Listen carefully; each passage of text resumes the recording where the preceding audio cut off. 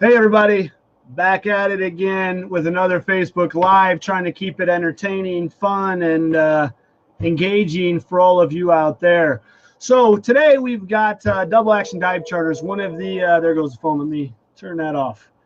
One of the biggest operations out on Lake Michigan and Lake Huron doing dive charters. So we're going to tune them in. Hope you guys have a lot of questions, and feel free to bring them, drop them into the comments as often as you want. Let's bring in Captain Bob as well as Captain Sean into the mix. How you guys doing?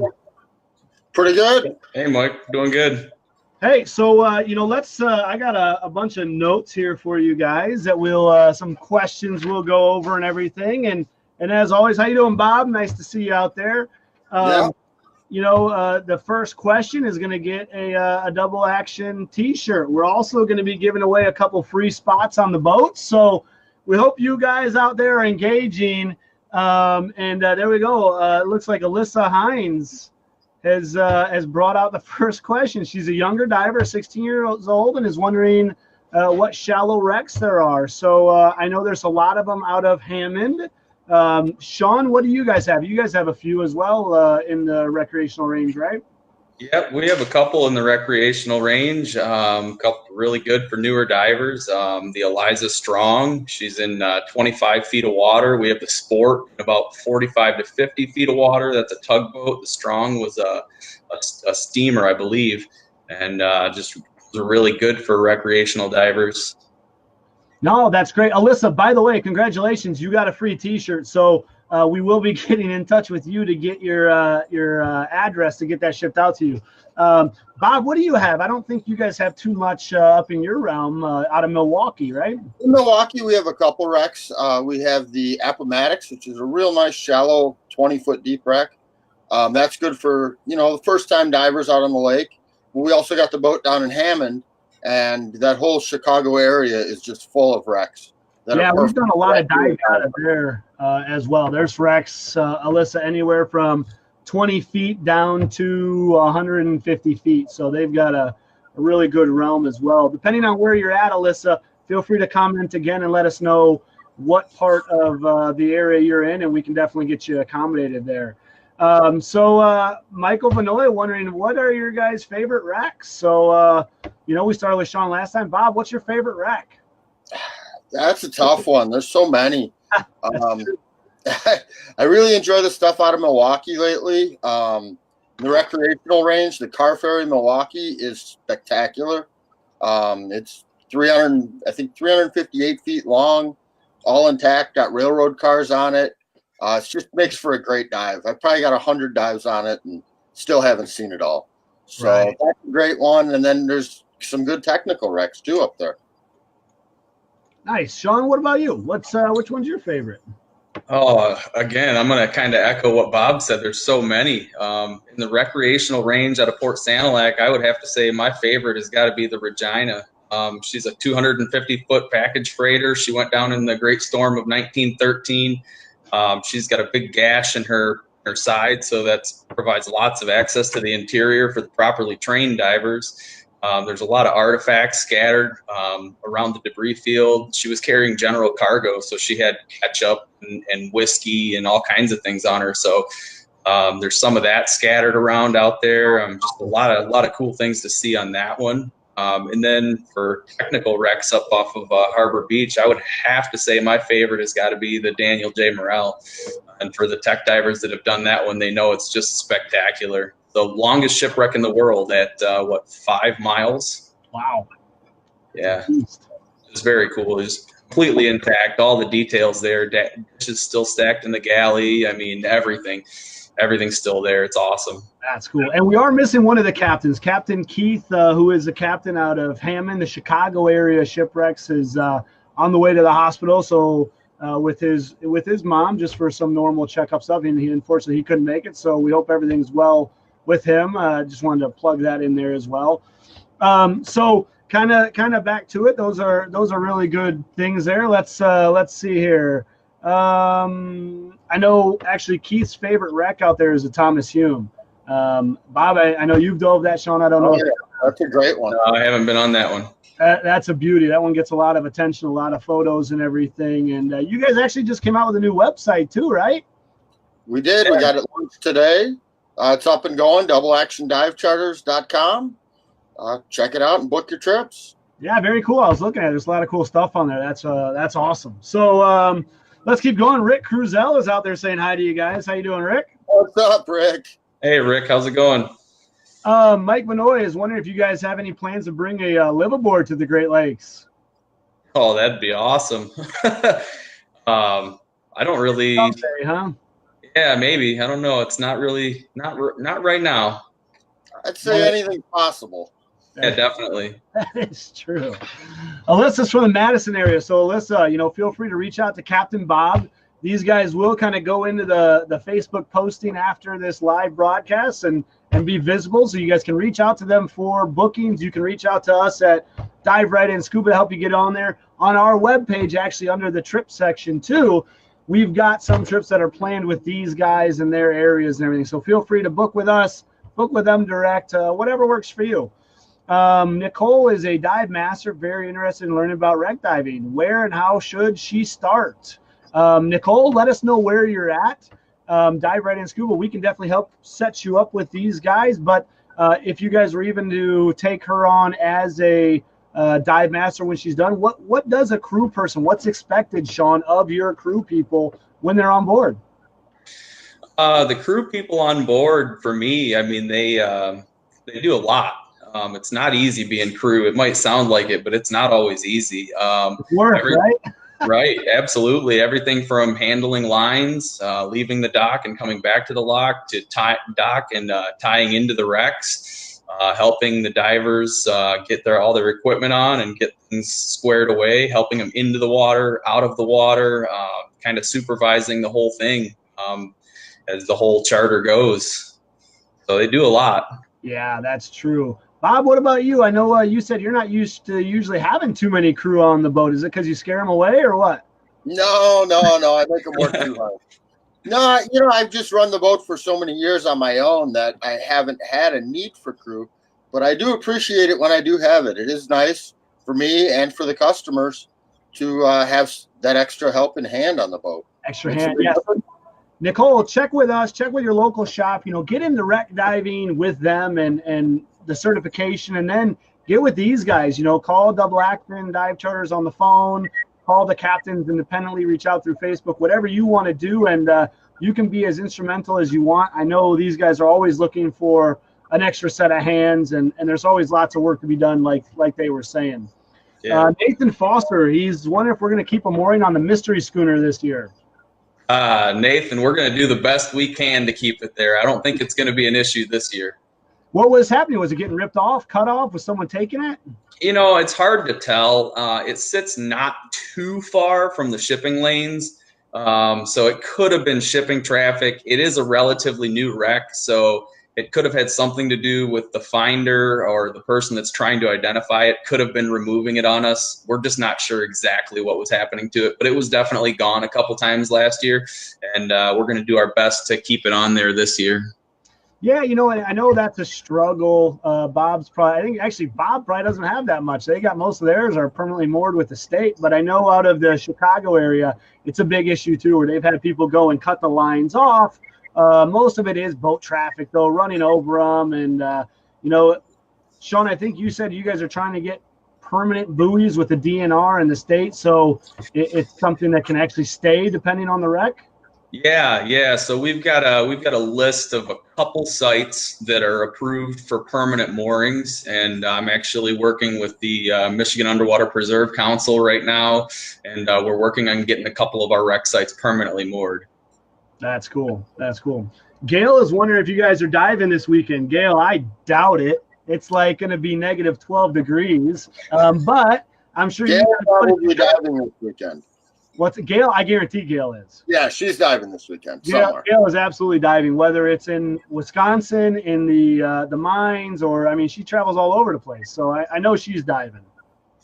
Yeah, I don't think it's in the cards for me this weekend. Yeah. The boats are all pulled out of the water. Unfortunately, they've got to get winterized, and I know that's always a heartbreak at the end of the season for you guys, right? Having to put those beauties away and Yep, definitely until the next season. But when does the season start? Let's get rid of the hate of pulling them out and talk about the love of putting them back in. When do you guys anticipate that happening?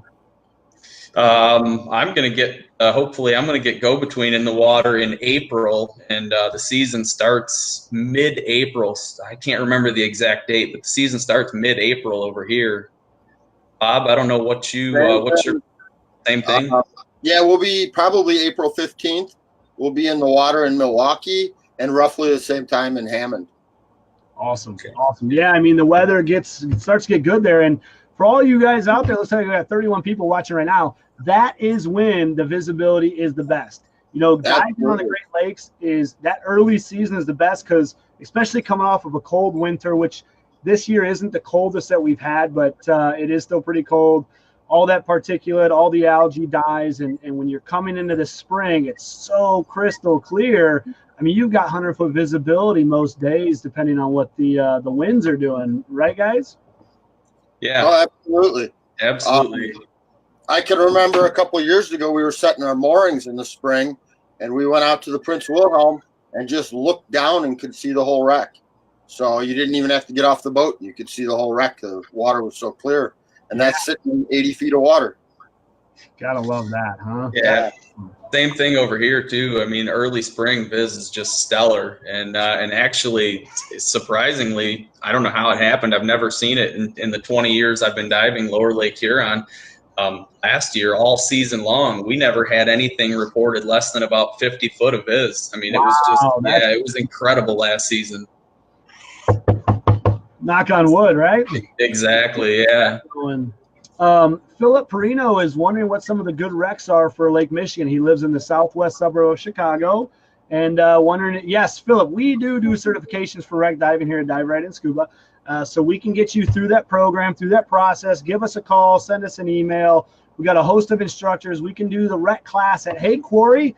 But what we really like to do, and all of our instructors love to do, it costs a little bit more money, but we get you actually out on the lake to finish the wreck class. So you're actually doing it on the boat, on a real shipwreck, and it's really more of an actual wreck class. Nothing against the Flamingo down there at Hay Quarry, but it's not really the same. So, but we can do either one. Again, it does cost a little bit more money to do it on the lake. But Bob, what are some of the good shipwrecks? I know you guys out of Hammond, which again, it's a shame Captain Keith couldn't join us, but I know they found a mystery barge in about 25 feet of water. There's the Material Service is good for beginners. The Tacoma. What else? There's a wide range of wrecks there. The Wells Burt is one of my favorites. That's really cool. If you have an advanced open water certification, we can do the Buccaneer, or we can do the Straits of Mackinac, which are great shipwrecks to do your wreck diving class on. And I mean, there's a long list of stuff out of that Chicagoland area, the southern part of the lake. Yeah. Material Service barge. That's another great one. It really is. It's just nice and large. And again, for all you people, if you didn't hear me say before, these guys are saying they got a brand new website, and I was checking it out earlier. It's really easy to navigate.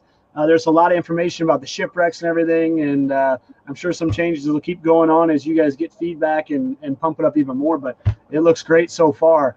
Joe Zarka's wondering, what are the chances of getting to the Lumberman added to your charter repertoire there, Bob? That's one that we put on there. It is a longer run. It's almost 20 miles out of Milwaukee, but we could definitely do it and add it to the list of trips if we got people who are interested. There you go, Joe. Let's garner up a few more people, 5 more people, 6, including yourself, and put a trip together. It's obviously going to cost a little bit more money, it sounds like, with it being a little bit more of a distance. Is that true, Bob, or is that still kind of known? Yeah, it's going to be a little bit more money.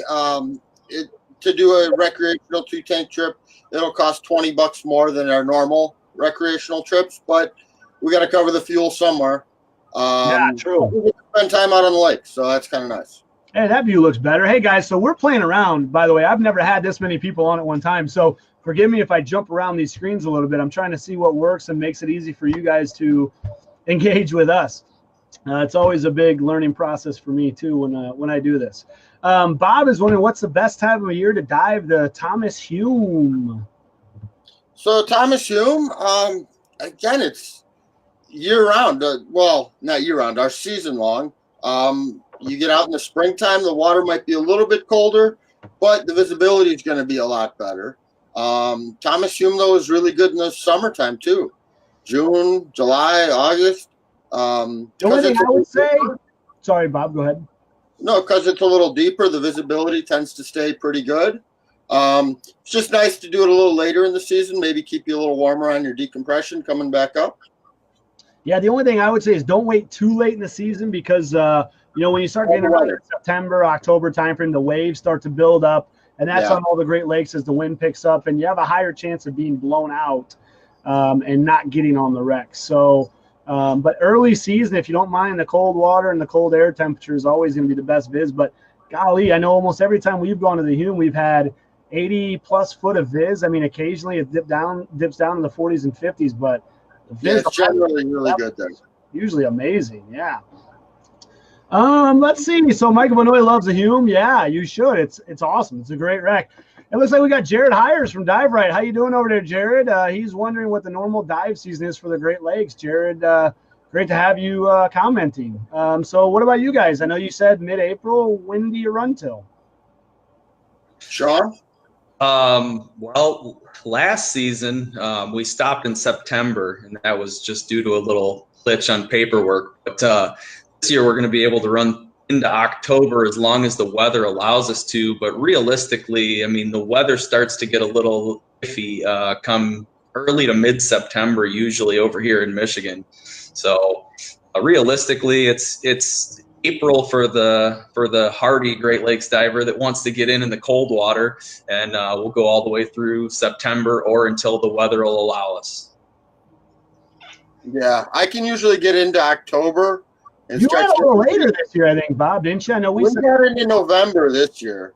Into mid-November, we had a couple decent days we were able to get out, but those days become few and far between as we get later in the season.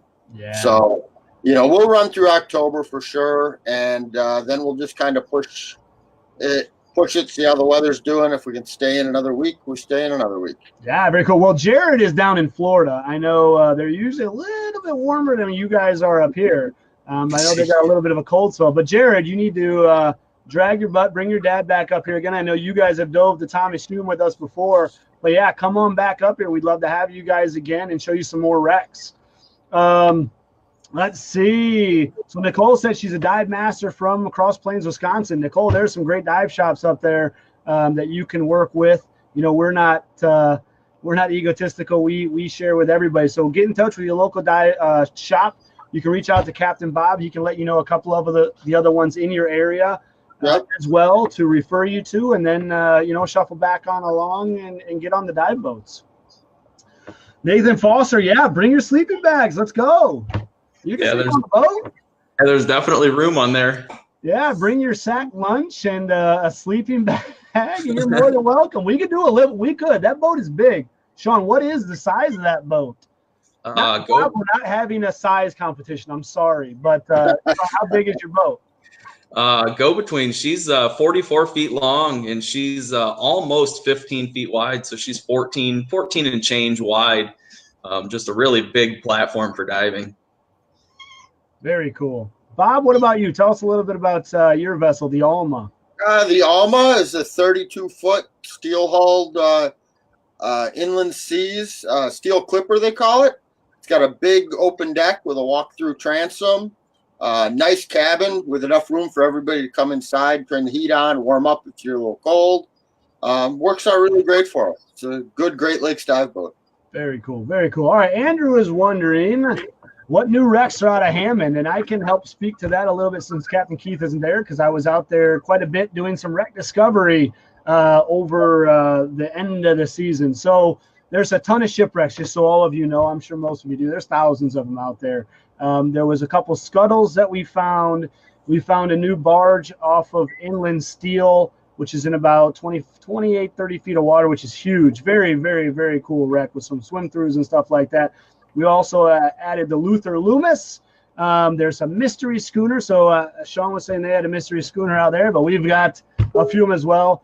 one of the other things that we've been doing with Captain Keith and the Underwater Archaeological Society is trying to, as well as ANT Recovery, Terrace Lacinco, we've been trying to identify and use some of the coordinates that ANT had and pinging those coordinates and seeing what's down there and kind of trying to bring it to life for the UASC and all that. And so it's a lot of fun. So, Andrew, we do have a couple new ones, and God willing and the weather willing, we'll hopefully have a few more that we bring to life through all the same people I just mentioned for 2019. So there's a lot of really cool, exciting stuff coming for sure. Mike Manoy thinks we should get some double action dive charter snowmobiles. That'd be cool. You know, once the ice gets done, do some ice diving, just cruise along the lake and go. That's a great idea. I love it. Craig is going to be visiting in June. Which Rex will be the best to start with? Craig, we probably won't see your answer for a few more questions, but we just got to kind of know where you're from. I'm sorry, not where you're from, but where you're going, right? What destination you're going to be in, as well as your dive level. You know, are you an advanced diver, a technical diver, a recreational diver, a new diver? Are you an instructor? There's so many different things just to help figure out who you are and what your capabilities are to help make sure you're on the Rex that make the most sense for your diving and not diving beyond your abilities and obviously showing you something really cool, which all of them really are. So feel free to comment with that, and we'll come back to it when we see it as we scroll up the list here. Adam, zebra mussels taking over like they have in Lake Erie. What say you guys? Well, I would say we don't have too many zebras in Lake Michigan anymore. There has been a new mussel that has come in, the quagga mussel. I bet you can't smell that, can you? I cannot spell that. But it is a bit smaller, but they look very similar, and they're doing the same thing. They're covering the wrecks, but they are helping to clean the water. Yeah, definitely. Same thing over here. I mean, you can definitely see that, you know, more mussels are growing, but it's not. It's, you know, you get better visibility with them, and I don't think they're as bad as they are in Lake Erie. Nicole wondering about her wreck diver through Patty. Yeah, Nicole, the wreck diver class with Patty. SDI has one which is limited penetration. If you're trying to do some serious penetration, that would be an advanced wreck class, which there's quite a few qualifications you got to go through just to get to that level. Talk to your local shop. Give us a call. We can help get you there. But most of the wrecks that are in your area of Lake Michigan, you don't have to have that, because there's big swim throughs and wide openings. There are obviously some spots, right, Bob, where you can have a oh crap moment, but for the most part, pretty safe. For the most part, there's a lot of stuff you can see without having to get to that advanced wreck level. I mean, you could do a lot of dives before you even see everything on the outside of these wrecks. Yeah, Nicole, I wouldn't even worry about that yet. You know, get your wreck diver.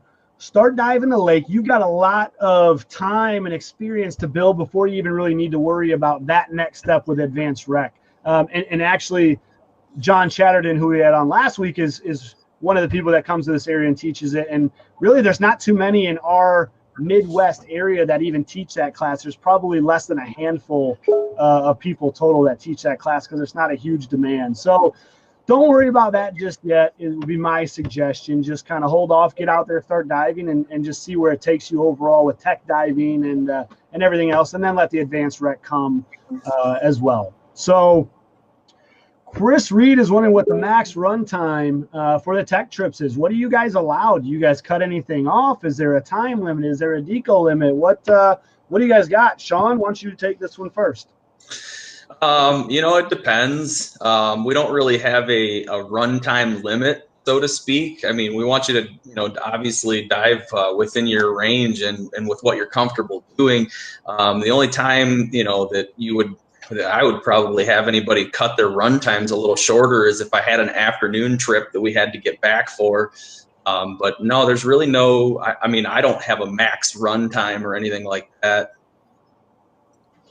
Bob? Yeah, I'm with Sean on that one. I mean, I've had guys run 3.5 hour long run times, but that's what it called for because of the depth. Yeah, I'm with you. If we got an afternoon trip, well, we don't necessarily plan dives that are going to have those kind of run times. You're probably planning that out better. So anyway. we plan around it, and, you know, we make it work out so everybody's happy. Very cool. So yeah, just come out and hang out underwater for as long as your tank and your deco allows, right?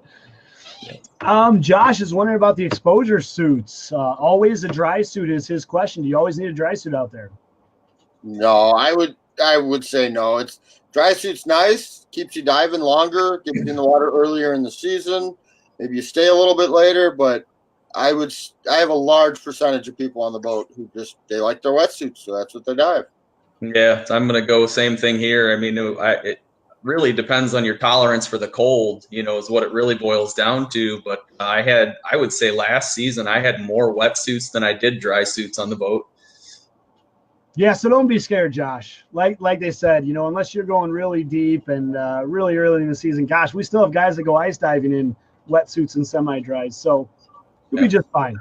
And your guys' boats are enclosed or can be enclosed? Do you guys have heaters or anything, or do you bring soup or hot chocolate? How do you keep these guys warm? I know it's not a popsicle. What do you guys do for them?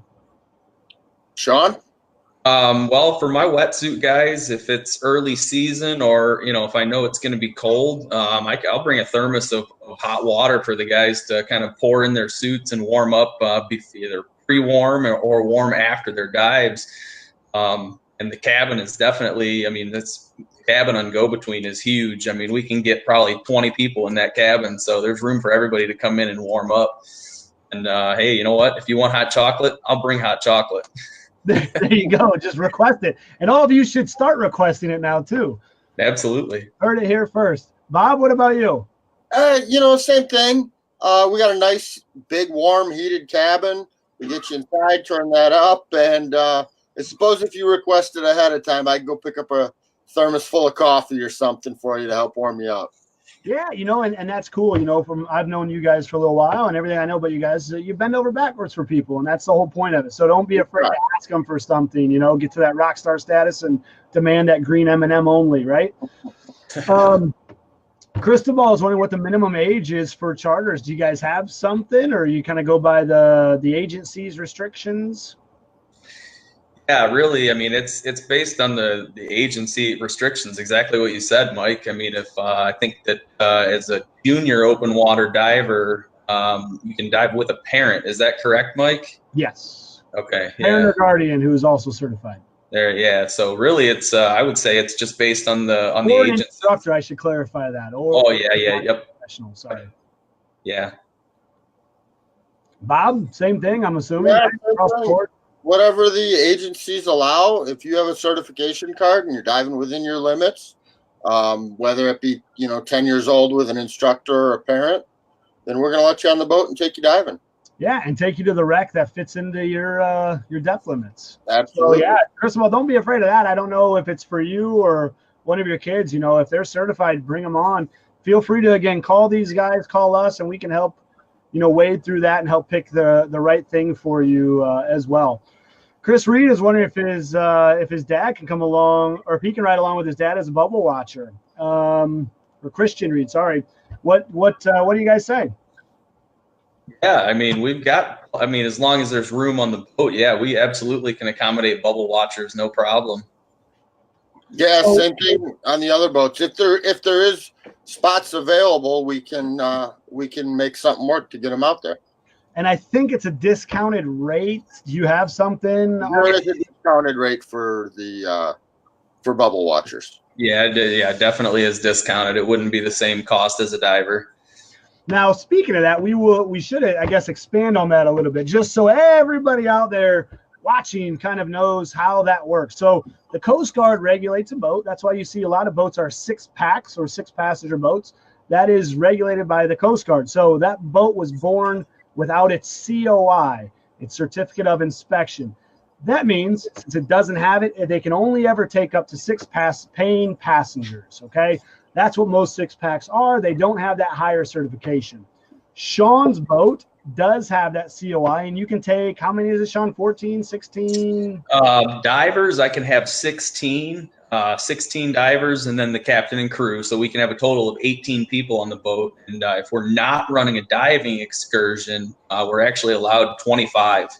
Okay, very cool. So, Christian, so if he's got 12 on the boat and you want to come along as a bubble watcher, there's definitely a seat for you. And again, his regulations are also dictated by the Coast Guard. Bob's boat is a 6-passenger boat, so Yep. it's a little bit more limited in the quantity of divers. And I know the Hammond boat is also a 6-pack.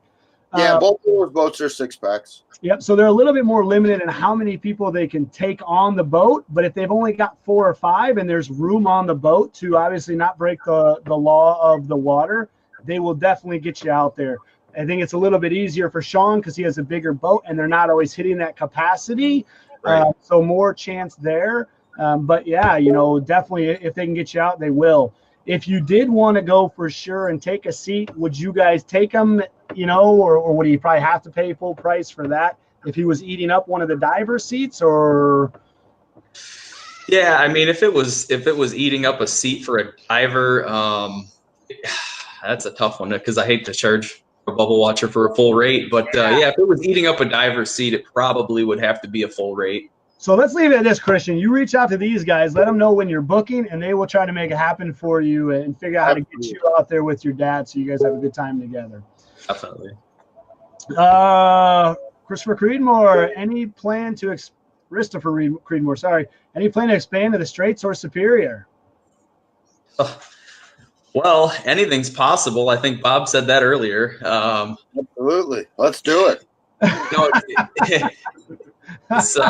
it's definitely something that we could talk about, but right now we don't have any. I don't think we have any plans to do that right at this moment. I don't. It can't be easy, right? You got to have a boat. You got to have the right captain. You know what I mean? Yeah, absolutely. Do it the right way. So it's not as easy as just saying, "Hey, we're going to go there," which would be great if it was. Yeah, definitely. Wow, you guys out there are engaging a lot. This is great. Like I said, we're giving away a couple free charters, or these guys are giving away a couple free charters on their boat of your choice. Yeah. So keep the questions and comments coming. So we've got Mike McSimic saying hi. John Holland saying hello. John, is he on the boats? Yeah, so John is actually, hey, John, how's it going?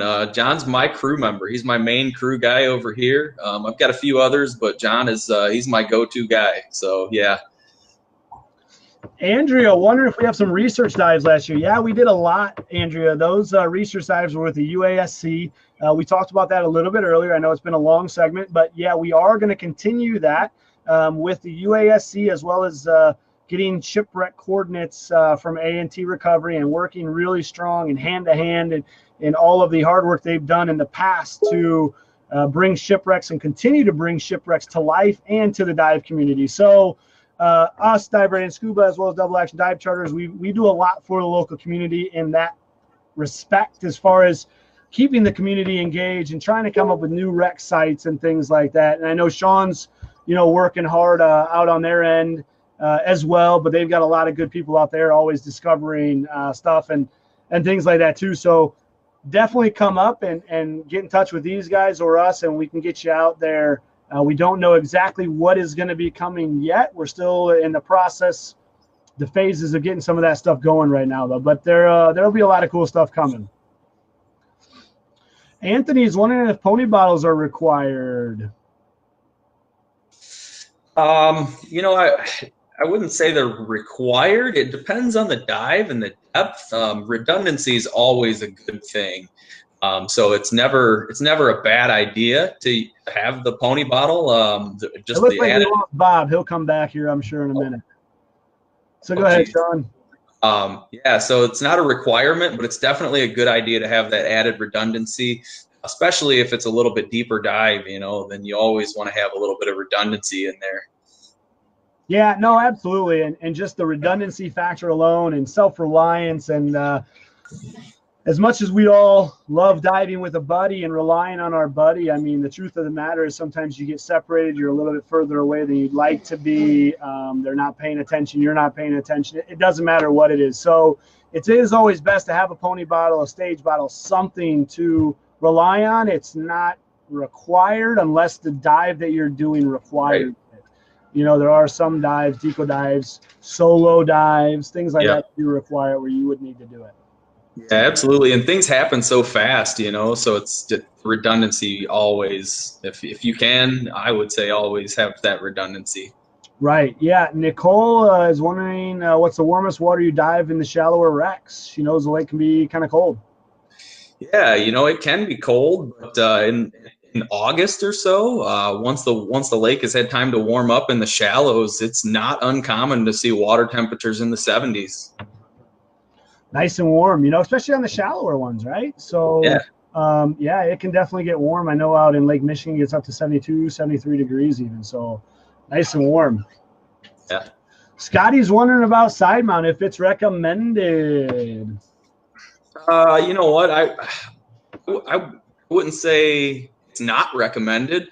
Off of a boat, side mount I think can be a little bit more challenging, but it's perfectly fine. I mean, I had side mount divers out last season that were awesome. I mean, they knew what they were doing. They knew exactly how their rig went together, and it was perfect. I mean, they did really, really well with the side mount off of a boat. So, I mean, if that's what you're comfortable with diving, we can accommodate it. Yeah, that's the most important thing that I've seen too out there is as long as you're comfortable with it or learning and things like that, you want to try to get the learning curve done before you get out on the lake, so you're kind of dialed in. It has its pluses, it has its minuses and everything, just like everything else. But it really comes down to what you like and making sure it's the right tool for the job that you're doing that day or that you're the most comfortable with. Yeah, absolutely. Michael's wondering if you need to sign up with a dive buddy or will you pair people up on the boat? Oh, we actually, that's one of the really nice things about, booking with us, diving with us is usually we've always got people on the boats that we can pair you up with. You don't need to bring a buddy, but hey, if you have a buddy and you want to bring them, that's great too. But we can accommodate it. I mean, we can definitely pair you up with somebody on the boat. Yeah, and in the land of social media, through our website, diverightinscuba.com, or our Facebook page, or I'm sure yours, it's probably pretty easy to go on there and recruit a buddy or anything like that as well. A lot easier than it was 5, 10, 15 years ago even. Right. Scooters and side mount, are they okay on the boats, Sean? Yeah, I mean, I just touched on side mount a little bit, but yeah, I mean, scooters and side mounts fine. On our smaller boats, on the 6-pack boats, it can get a little crowded with some scooters especially if everybody's bringing scooters. But yeah, definitely side mount and scooters are fine. That's awesome. Yeah, bring them. We used to bring a couple scooters, and we've had other people that have gone on our trips with us on double action, and we've gone scootering, and we've tied off to the wreck and gone running some bigger patterns around it, looking for other debris and artifacts, and because you got to remember, when these shipwrecks go down, things get blown out, right? So there's a lot of cool stuff that you can see, that you can find, that most people aren't seeing, and some people might not even know is there unless they've looked for it. So there's some cool stuff to be found outside of there as well. Philip's wondering, are all dives one tank? No, actually, most of our trips are 2 tank, and we've even do some trips that are 3 tanks. So for the most part, they're all 2 or even 3. But I mean, if you want to do one dive, you're welcome to do one. I mean, it's really that's up to you. But all of our trips are 2 for the most part. Now, speaking of tanks, so they're all at least 2 tanks, and I'm sure you guys can do customs for people, like you said, if they want to do different stuff for their groups. But what about rental equipment? Do you guys have rental equipment? Do you guys supply tanks and weights for people coming in from out of town? No, over here, especially in Lake Huron, we don't provide any rental equipment or anything like that, but we can definitely set you up with a store that's local to here. And the same thing over there in Lake Michigan. We can definitely recommend local stores that can provide that rental equipment. Just heard from Bob. He said his had a power glitch. Gotta love the weather up there, and he should be coming back here shortly. Chris Reed is wondering, thoughts on solo diving off the boat if you're qualified and properly equipped? I mean, if you're qualified for it and you're equipped and you're comfortable with the solo diving, we're okay with it. But the biggest thing is you have to have that certification to be able to do that with us. We definitely don't condone solo diving. If you don't have the certification, it can be really dangerous. You know, if you're not properly trained or have the right equipment, it can be very dangerous. Yeah. Yep. And that's just like anything, right? Just have the certification. Looks like we got Bob back, everybody. So, sorry guys, my power flashed real quick and my computer turned off. We're up here in Evanston, Illinois. Bob, I'm assuming the same with you guys. Solo divers on the boat, not a problem as long as they have the right qualifications and the right equipment. Yeah, as long as they're trained and got their proper equipment, we got no problem with solo divers on the boat. We actually see quite a few of them. Yeah. So Bob is wondering, and I've seen some of these videos on Facebook too. There is a sweep dive boat or two somewhere that have these awesome elevator lifts. Yeah. Instead of climbing up a ladder, and he's wondering, why don't you guys have those? Sean? Well, that's a good question. I mean, well, ladders work, right? That's a fair answer. I mean, I don't know. I mean, that's a good question. It would be nice to have them. Really, I think the other thing is we got to have the room, and the boat has to have the structure to be able to have the lift, the diver lift. Yeah, I think not all boats are built to support the kind of weight of the hydraulics and everything to be hanging off the back of the boat. Right. And so it's not practical to put that on just any boat. Right. Now, Bob, if you want to design it, I am sure they are more than happy to look at and give it a serious shakedown. But I don't know anything about elevators. I don't know if you guys do. I definitely We'll don't. come Hey, up with something. maybe we need a trip to Scotland to really look at one of those elevators on the boats. I'm in, Sean. Let's go. There you go. So, we've kind of been thrown off track a little bit, jumping around with all these great questions by everybody. We appreciate that. So before we get kind of going a little bit more, what do you guys see as far as etiquette? What do you see as bad habits that a diver could do, whether they've done it on your boats or a boat that you've been on previously? Because I know you guys have a lot of dive experience. What are things that people should not do when they come on your boat? I'd say the biggest thing is we find a lot of people who are new to boat diving. Maybe they dive the quarry every weekend and the boat's something new. And you need to be prepared to dive. You don't need to bring with everything that you own just in case. Because we are on a boat, there is limited space, and we want to make sure it's enjoyable for everybody. So I would say that's kind of like my pet peeve is when you start showing up with, all the gear you've ever purchased and extra suits and weight, I don't know about you, Sean, but I keep extra weight on the boat where if somebody needs an extra 2 pounds, I got some extra weight and I'm going to help them out and do that. And Rubbermaid tubs, those stay on the dock. We don't need those on the boat. Yeah, absolutely. And you know what? The big giant roller bags, those can stay on the dock too. Really, I mean, I think, Bob, you have them as well on the Alma, but we have milk crates underneath all of our benches. And you know what? When you get on the boat, just grab all your essentials, your hood, your mask, your little things like that, and just tuck them in the milk crate. That's the best thing to do, just to keep the big bags and totes off the boats and kind of conserve some space. Because as Bob said, the space is kind of limited on a dive boat, and if everybody brings everything they own, it'll get real crowded. Yeah, real fast too, huh? Yeah. So what do people do right? What is something that they can do that makes the day, the charter, the trip go easier for you guys? Well, I think I would say is their attitude. If people show up and just have a good attitude, a big common thing is, the more experienced guys are on the boat, maybe a newer diver's a little nervous about diving with them. Well, I would say just about everyone I know is more than happy to take that newer diver and show them and make it a good time. So it's all about an attitude, and then everybody has a great time at the end of the day. I mean, that's true. And I think a couple other things that would be really nice is, first and foremost, do your best to be at the dock on time, show up on time. Oh, that's nice. Yeah. And also too, just having all your equipment set up and make sure everything's working before you get to the boat, and just be ready to dive. Those are things that are really important. So let's see here. So last year, let's get you guys in a little competition. Who did the most charters? Oof. I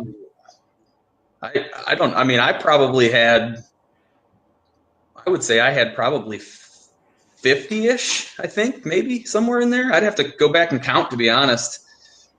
I'm not sure how we want to quantify that. I was working with a different company most of last year, running the Alma and another boat in other lakes. So that's okay. I'm sure everybody will forgive you. So the ones I ran at the end of the year, we had about 15. Very cool. Very cool. So I think we're kind of coming to the end here. Oh, Josh is wondering about the ladders. Are they fin on, fin off? How easy are those to get up? Everything we have is a fins on ladder. I believe Sean's is, right? Yeah, absolutely. Yeah, it's fins on go between.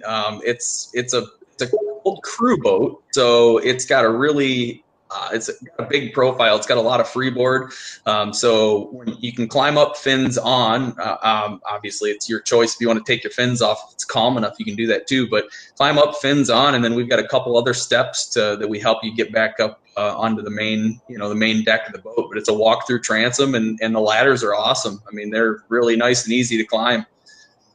It sounds like you guys have your boats really set up for comfort and everything, and keeping the diver in mind, so that's good. Yeah, absolutely. Not just a boat thrown together with a couple benches, right? Right. No, definitely not. Marcus, you're probably going to be our last comment unless any other ones sneak in here real quick. He is wondering, and this is probably a good way to keep you guys happy and having a good day, what's your favorite donut? He says he knows it's good to keep the captain happy, so what's your favorite donut? Austin cream. Yeah, I'd say stop by Stone Creek Coffee right next to the boat. Anything they got is perfect. So that leaves you another one, right? Donuts in the morning. What is your guys' preference after the charter when the day is over? What are you drinking? Coffee? Well, I personally, at the end of the day, I'm going out for a few beers, and I like to invite the customers to come out and join me. I can kind of echo that. I love my beer. So there you go. All right, we are going to bring in the randomizer here. So we've got, how many charters were you guys giving away? 2 or 3? Let's go. We can go. I don't know. What do you think? 2, 3? We can do 3 for sure. Yeah. Okay. Sounds good. Yeah. You guys are in for a treat out there. So before we get going here, we're going to bring in the randomizer. I don't know how this is going to look with 4 screens. Let's see if we can make that one. Nope. We're going to get rid of you 2. Bye. We'll bring you back in a second. All right. So, so here we go. They said 3 charters. That's awesome. Good for you guys. So we're going to get clicking here and see who wins. Sorry for anybody else, but the question is over. We hope you learned a lot and everything. Let's get to some freebies. So we've got 3 charters to give away. You can pick which of the boats you want to do. Looking at the website, they got 4 charter boats. So you can pick. And the first winner, Bob. Bob, you win everything. Bob, I've been on Facebook before, and Bob was winning stuff on other people's websites, not even to do with diving. Bob wins like everything. Congratulations, Bob. But you guys should all be mad at Bob. Bob wins all the time. So let's see. There's one. Congratulations, Bob. Number 2, Gig Thomas. There you go. Come on out. We got one for you as well. And number 3, the big last winner is Christopher Creedmoor. Congratulations, you 3. And we actually have a couple double action t-shirts we will also toss into this from Dive Right In Scuba. So let's see who gets those next. Augie, you keeping track of all this? Yep. All right, don't give charters out to everybody. I don't think those guys will be too happy. Mike McSimic is one of our locals. Congratulations, Mike. You can come in and grab that t-shirt. And for all those guys that were asking about dry suits, Mike is one of those that actually dives everything in a semi-dry, under the ice, everywhere. He's got a Hollis semi-dry that he just loves and goes everywhere. So congratulations on that, Mike. And the last T-shirt goes to Anthony. Congratulations, Anthony. You get the last one. We're going to get rid of this randomizer. We'll bring these guys back into the show so we can all say goodbye to them. I've had a great time chatting with you guys. We've had a really good crowd out there, a lot of good engagement. We hope you guys out there appreciated everything. Go check out their website. Check out our site, diverandscuba.com. Click on the trips. Their website is doubleactiondivecharters.com. I think you can shorten it to what, DADivecharters.com too or something? Yep, DADivecharters.com will also get you there. For the spelling challenged, myself included. So feel free to log in there, book your trips. Their website, new website's really cool, online booking and everything. Seems pretty laid out. You guys are really cool. It's been great talking with you guys and everything. And signing off here. As always, guys, we will see you next Wednesday. And I'm sorry I didn't do the change of scenery behind me like I wanted to. It's just been pretty crazy around here the last few days. So I promise next week we will be on the sales floor. And any of our locals that want to come in and be on camera, feel free to do it. We will be out there.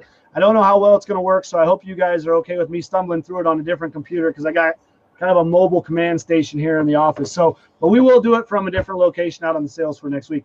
Guys, thank you very much for taking time out of your day. Thank you, Mike. This was Thanks great. for having us. It's been very informative. Actually, one last thing, dive shows. Where can people meet you guys? Where can they see you guys? Where can they learn more? Where can they talk to you in person and bring you that donut or have that beer with you? Where can these guys come talk to you? Well, the first one will be at Our World Underwater over there in Chicago. I think we've also got Minnesota. Bob, where's the Minnesota show at? It's up in Minneapolis, and it's in the middle of March, I believe it is. I'm drawing a blank on the dates right now. I don't have my calendar in front of me. Do you remember the name of it? It is Upper Midwest Scuba and Travel Show. Exactly. That's exactly what it is. So we'll be up there, and we will be over by you, Sean, in Ann Arbor. Yeah, we'll be at the Great Lakes Shipwreck Festival. It's a show put on by the Ford Seahorses over here. It's an awesome show, and we'll be there as well. Don't miss that show, guys. That one we're going to have Becky Kagan-Schott. She'll be there. In fact, for all of you that know Becky, it's awesome photography, and she's presenting on Truck Lagoon, I believe. So that's going to be an awesome show. That'll be cool. Yeah, I think they're all going to be a lot of fun. So, guys, come by, have a beer with us afterwards, hang out, and we'll talk scuba. Yeah, someone was asking if you guys will be at Beneath the Sea. I know us, Dive Right and Scuba, we will be there, Anthony, so we'll see you there. Are you guys planning on going? Otherwise, we can take some of your flyers. Yeah, you can take some of our brochures. I don't think we had that one. We weren't planning that one, but you can take some of our brochures and our information to give out at the show. That's good, That Mike. would be great. Yeah. And actually, one more thing I'd like to say, too, for any of you that are planning on attending the Great Lakes Shipwreck Festival over here in Ann Arbor, I do have tickets for sale for that.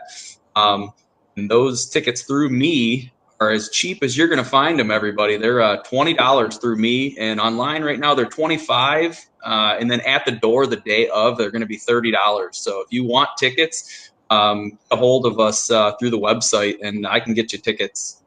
Get them now and get them discounted. Yeah, absolutely. All right. Thanks, guys. It's been a blast. It's been a hoot. It's been fun. It's been live. It's been great. I appreciate you guys. I know everybody out there that's been watching and will watch appreciates it as well. And we look forward to diving out on the boats with you guys this season. Great. Thanks, Mike. We'll see you this summer. Thanks. Yeah. Have a good one, guys.